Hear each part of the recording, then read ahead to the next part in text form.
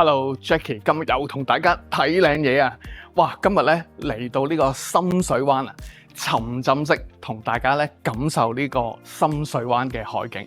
放隻飛機俾大家睇下先。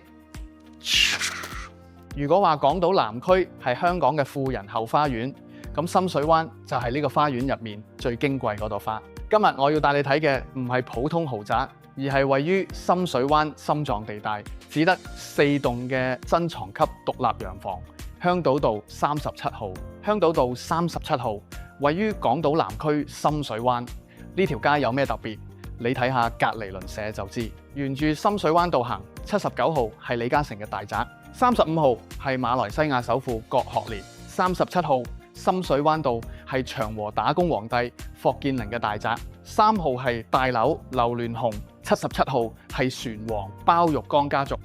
所謂千金買屋，萬金買鄰，住得入深水灣嘅全部都係華人首富級數。香島道37號由莊市機構國際發展，2009年落成，全盤只得4棟獨立洋房，實用面積由4264至5277尺，全部都係背山面海，坐擁深水灣無遮擋海景。4棟洋房嘅設計當然係各具特色，但係佢哋都有一個共同點，就係極高私隱度、極致空間感。香島道37號嘅4棟洋房，每一棟都有故事。